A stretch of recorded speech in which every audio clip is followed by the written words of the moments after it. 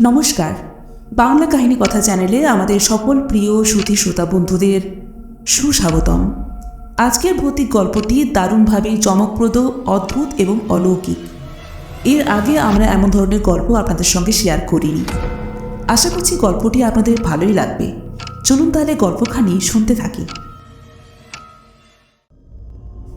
মরেও সুখ নেই বিধুভূষণের, কপালে বউ টেকে না।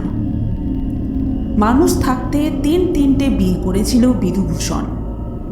প্রথমটা কুয়োর জলে পড়ল, ডুবল তো আর উঠল না। আর দ্বিতীয়টা মরল না ঠিকই, বিধুভূষণকে ছেড়ে পালিয়ে গেল। কোথায় পালালো, কেন পালালো, কেউ তা জানে না। ও আর বিয়ে করতে চায়নি, কিন্তু বাগড়া দিল মা নিজে। নতুন বউ চায়। রান্নাঘর সংসার এক হাতে চালাতে আর ইচ্ছে করে না মায়ের। নতুন বউয়ের হাতে রান্না খাওয়ার বড় ইচ্ছে তার। দুটো বিয়ে দিয়েও সে শখ পূরণ হলো না যে। তবু বউয়ের রাঁধা ভাত মার চাই চাই। শাশুড়ি রুটি বেলবে, বউ রুটি শিখবে, কিংবা বউ কাপড় চোপড় আছড়াবে, শাশুড়ি মেলবে। ঠিক এই না হলে সুখ। কিন্তু সুখের ঘরের চাবিকাঠিটাও হারালো। বিধুর বিয়ে দেওয়া হলো। ওর 3 নম্বর বউটা টিকে গেল তো বিধুভূষণ নিজেই অজ্ঞা। বিয়ের ঠিক 4 দিনের মাথায় ধুম জ্বর, গায়ে বমি বমি ভাব সারাক্ষণ। ডাক্তার কবরেজ ফেল। এই শীত লাগে তো এই গরম। ডাক্তার বলে ম্যালেরিয়া, কবরেজ বলে ম্যালেরিয়া নয়, ডেঙ্গু। পেটে দুজনের ওষুধ পড়ল একসঙ্গে। পেটের মধ্যে ওষুধে লড়ায়। রাতটুকুও ফুরোয়নি। বিধুভূষণ শেষ। নতুন বউকে ফিরিয়ে নিয়ে গেল বাপ। এবার মরে গিয়েও একই হাল।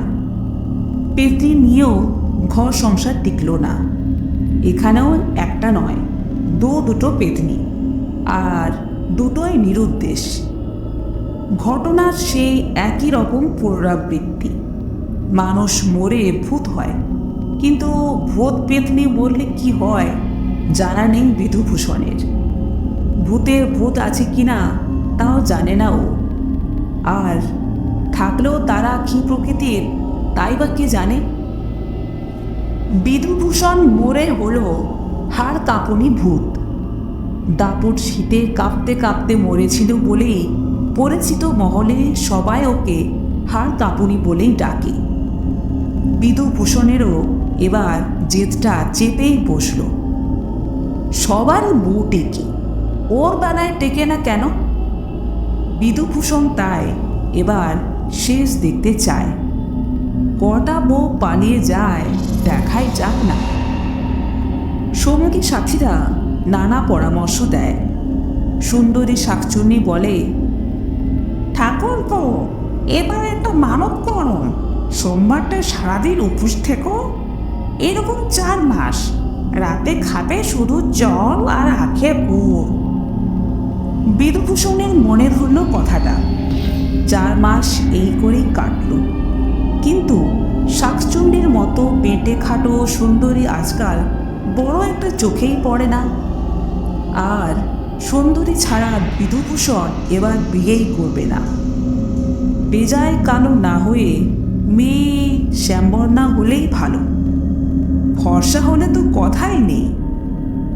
আগের মা এখন আর নেই, সুতরাং গৃহকর্মে নিপুণা না হলেও চলবে। সব কাজই এখন বিধুভূষণের হাতের নস্যি। শাকচুন্নি নিজের বোনটাকে গুছিয়ে দেবে ভেবেছিল। ওর বোনও দেখতে শুনতে ভালোই, একটু বেশিই বড়। দোষ ওর একটাই, বোবা। আর মাথাতে ভর্তি উকুন। বোনের একটাই গো, ও পাড়ার খ্যাংড়া ভূত ফণিকে ছাড়া বিয়েই করবে না। বিধুভূষণ বিধুভূষণও জানে ব্যাপারটা, তাই এ নিয়ে কখনো চিন্তাভাবনাই করেনি।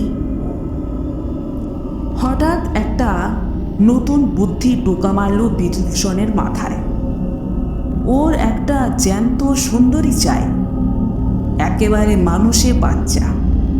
মানুষের সমাজে সুন্দরীর অভাব নেই, কিন্তু ভূত বিয়ে করবে কে? মানুষ ভূত দেখলে এমনিতেই পালায়, আর ভূতকে বিয়ে করে ঘর সংসার এ কোনো মেয়েই চায় না। এর চেয়ে গলায় দড়ি ভালো। বিধুভূষণ একটা কথা অবশ্য মন্দ বলেনি। মানুষ পাত্রী যে জোটে না তা নয়, সেরকম সুযোগও আসে কখনো সখনো। এমন মেয়ে দেখতে হবে যে খুব গরিব ঘরের, কিংবা যে মেয়ের বিয়ে হওয়া খুব মুশকিল। শাকচুন্নির কাছে বিধুভূষণ পারল কথাটা। সে তো হেসেই অস্থির, বলে, ঠাকুর, তুমি পাগল হলে? এদিকে সুন্দরী চাও? সুন্দরী মেয়ে কি পড়ে থাকে কখনো? এর জন্যেই তো খুব গরিব ঘরের সুন্দরী মেয়ে চাই। আমি এমনও দেখেছি, খুব গরিব ব্রাহ্মণ তার সুন্দরী মেয়েকে হাড় জিরজিরে রোগাক্রান্ত বৃদ্ধের হাতে সঁপে দিয়েছে। সে তার অভাবের জন্যই। তার চেয়ে আমি ঢের ভালো পাত্র। তবু শাকচুন্নির সন্দেহ ঘুচে না। দেখো চেষ্টা করে, আমার বাবু পাবে বলে মনে হয় না। কিন্তু যদি গরিব ব্রাহ্মণের বিধবা মেয়ে হয়, এই ধরো অল্প বয়সী যে মেয়ে বিধবা।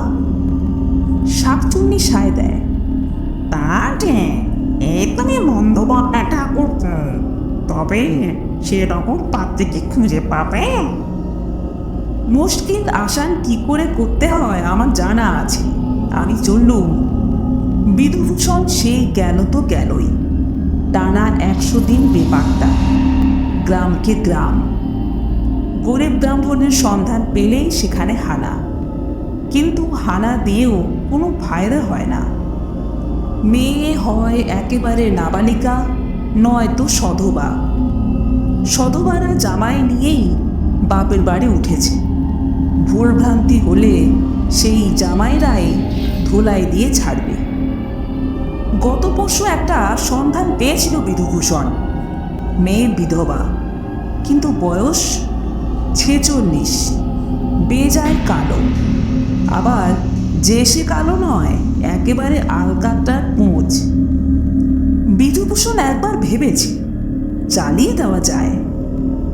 সেক্ষেত্রে রোজ সকালে বউকে একবার করে হোয়াইট ওয়াশ করতে হয়। 1 পোঁচে শ্যামলা আর 2 পোঁচে ফর্সা। কিন্তু বয়সটাই ব্যাগড়া দিয়েছে। বিধুভূষণের থেকে 22 বছরের বড়, তখনই বাতিল। আবার ঘুরে ঘুরে হয়রান বিধুভূষণ। কেউ কোনোভাবেই সাহায্যের আশ্বাস দিতে পারে না। ক্লান্ত হয়ে শিব মন্দিরের পাশে বটতলায় ঠ্যাং মেলে বসে ও। নিজের উপর বড় অভিমান হয়। সবার মনেই সুখ, বিধুভূষণ সুখ চিহ্নই না।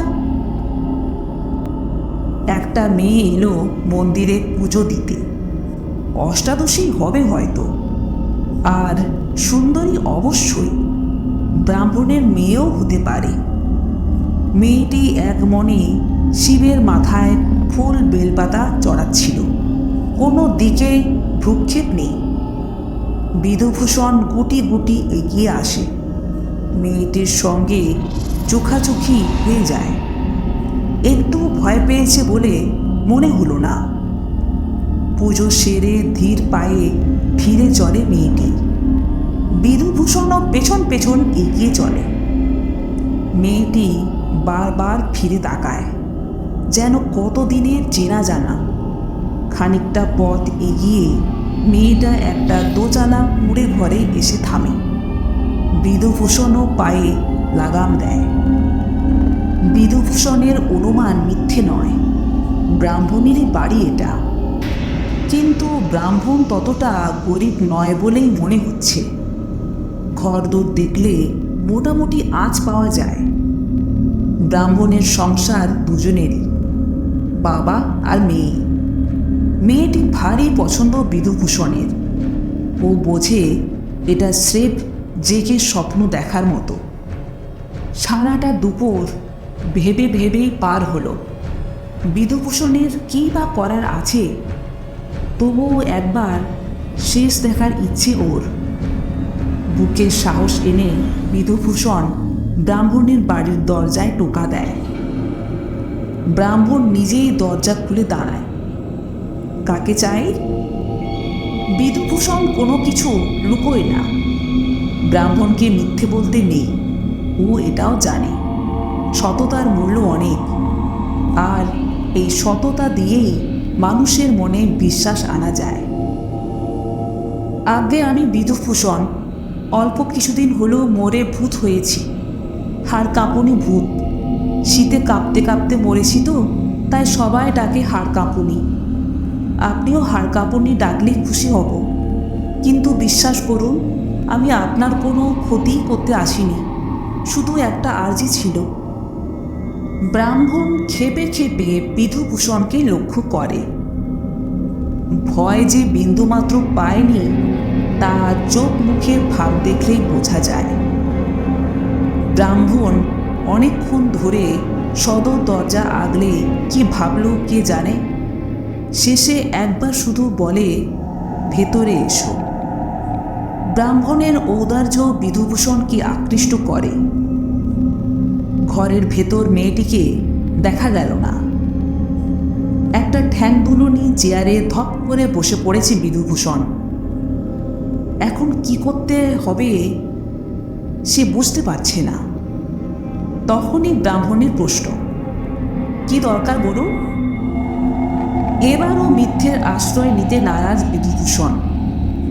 যথেষ্ট সংকোচ হয়েছিল বলতে, তবু সোজাসুজি বলে, আপনার কন্যার যোগ্য পাত্র সন্ধান পাচ্ছেন না, নাকি আরও পরে বিয়ে দেবেন স্থির করেছেন? ব্রাহ্মণ হতাশায় ভেঙে পড়ে। কিছুই মনে করতে চায় না, চোখের দুকোণে জল। তবে বলতে তার এতটুকু বাধা নেই। আমার মেয়ে কি আর সে কপাল করে জন্মেছে? মেয়ে আমার বিধবা। বিয়ের 7 দিন পর মারা যায় ওর স্বামী। আমার জামাই বাবাজির নামও ছিল বিধুভূষণ।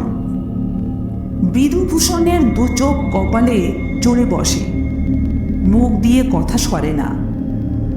এই বিধুভূষণ নিজেও বিয়ের 7 দিন পরে মারা যায়। আচ্ছা, আপনার মেয়ের নাম কি চন্দ্রমুখী? হ্যাঁ, তুমি কি করে জানলে বাবা? আপনার মেয়ের শ্বশুরবাড়ি কি নবগ্রাম?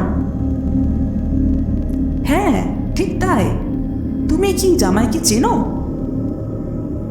বিধুভূষণ ততক্ষণে হাউ হাউ করে কাঁদতে শুরু করেছে। ব্রাহ্মণের দুপা জড়িয়ে বলে, বাবা, আপনি আমায় ক্ষমা করুন। আমি সেই বিধুভূষণ। এতটুকু মিথ্যে নয়, আমিই আপনার মেয়ের স্বামী। অনেক বাঁচার চেষ্টা করেছিলাম, শুধু চন্দ্রমুখের জন্যই। তবু 7 দিন পরেই মরতে হলো অজানা রোগে। ব্রাহ্মণ বিধুভূষণকে জড়িয়ে ধরে। পাশের ঘর থেকে একটা গোয়ানের শব্দ ভেসে আসছিল।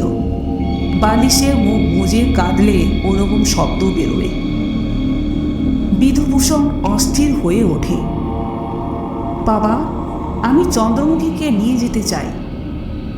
ব্রাহ্মণ দুপা পিছিয়ে আসে। সে আর কি করে সম্ভব? এ তো হয় না। কেন হয় না? আমি ভূত বলে তাই? সবই তো বোঝো, অবুঝ হয়েও না। আমার ভবিষ্যৎ আমাকেই দেখতে হবে। তাছাড়া লোকে শুনলে বলবে কি? উল্টে নিন্দে বন্ধ হবে। আমি চন্দ্রমুখীর সঙ্গে কথা বলতে চাই। ব্রাহ্মণ আপত্তি করেনি। পাশের ঘরে এসে দাঁড়িয়েছে বিধুভূষণ। চন্দ্রমুখী শাড়ির আঁচলে চোখ মুছে। চন্দ্রমুখী, তোমার কি কিছুই বলবার নেই? চন্দ্রমুখী কিছুই বলেনি। তার প্রশ্ন একটাই, এও কি সম্ভব? কিন্তু সে বিধুভূষণকে কষ্ট দিতে চায় না। বিধুভূষণ হাঁটু গেড়ে বসে কাকুতি মিনতি করে, বলে, আমার কোনো অভাব নেই, তুমি রাজরানী হয়ে থাকবে।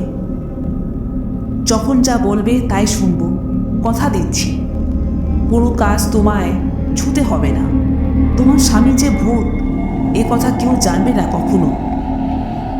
চন্দ্রমুখী মুখ ধরে চায়, সে আর অরাজি নয়। ব্রাহ্মণ শুনেছে সব কথা। সে বলে, বেশ, চন্দ্রমুখী যখন রাজি, আমার আর কিছুই বলবার নেই। ওর খুশিতেই আমার খুশি। তবে তোমার সঙ্গে এখন এমনি এমনি চলে গেলে লোকে নানা কথা বলবে, তাই চন্দ্রমুখীকে ফের তোমায় বিয়ে করতে হবে। বিধুভূষণের এতে আপত্তি নেই, বরং বিয়ে না করলেই আপত্তি উঠবে। ভূত সমাজে কেউ চন্দ্রমুখীকে মেনে নেবে না। মনে বিপুল আনন্দ নিয়ে বিধুভূষণ ফিরে চলে। বিয়ের তোড়জোড় এখনই শুরু করা দরকার। শাকচুন্নি শুনে বলে, ঠাকুর মশাই, আমি তো ভেবে বসছি। কিন্তু শুধু ভাবনা নিয়ে পড়ে থাকলে চলবে না। বিয়ের জন্য পুরোহিত দরকার। সেই কাজ করবে ব্রাহ্মণ ভূত, মানে ব্রহ্মদত্তী। কিন্তু ব্রহ্মদত্তীর আবার আজকাল বড় আকাল। সেরকম চেনা জানা না থাকলে কেউ কাজে হাত দিতে চায় না। আর যদিও বা আসে, তো ব্রহ্মদত্তীর খাই অনেক। তেঁতুল বাগানের বেলগাছটায় নাকি এক ব্রহ্মদত্তীর আখড়া। সে আবার সম্পর্কে শাকচুন্নির মাসতুতো ভাইয়ের খুড়তুতো শালীর শ্বশুর। তাকে রাজি করানোটা বোধহয় কঠিন হবে না। শাকচুন্নিকে নিয়ে তেঁতুলতলা রওনা হলো বিধুভূষণ। কিন্তু শনিবারের বারবেলা থেকে ব্রহ্মদত্তীর পাত্তা নেই। ফের কোথায় ঘাঁটি গেড়েছে কে জানে। তাহলে কি বিয়ে হবে না বিধুভূষণের? চরম দুশ্চিন্তায় পড়ল বিধুভূষণ। অগত্যা সে ব্রাহ্মণের শরণাপন্ন হবে কিনা ভাবছিল। শুধু ভেবেই কাজ হলো। ব্রাহ্মণ স্বয়ং হাজির। ব্রাহ্মণের যত্নার্থীর ত্রুটি রাখল না শাকচুন্নি। ইলিশ মাছের মাথা দিয়ে কচু শাক রান্না করল। শাকচুন্নির নিজের হাতে রাঁধা, কিন্তু ব্রাহ্মণ মাছ ছোঁয় না। ব্যাপারটা মগজে আসেনি শাকচুন্নির। ঘুমটার আড়ালে লম্বা জিভ টেনে রইল বিকেল অবধি। নতুন হাঁড়িতে ফের রান্না চলল। হলো নিরামিষ মুড়ি ঘণ্ট আর আলো চালের পায়েস। ব্রাহ্মণ বেজায় খুশি। পুরোহিতের কথাটা পারল শাকচুন্নি। ব্রাহ্মণ বুঝিয়ে বলে, বিয়ে হবে মেয়ের বাড়ি, সেখানে মানুষ পুরোহিত দরকার। আর সে যোগান দেবে মেয়ের বাপ নিজে। এ ব্যাপারে বিধুভূষণের চিন্তায় মাথা খারাপের কোনো দরকার নেই। বিয়েতে কনের বাড়ির খরচ খরচা সব বিধুভূষণের।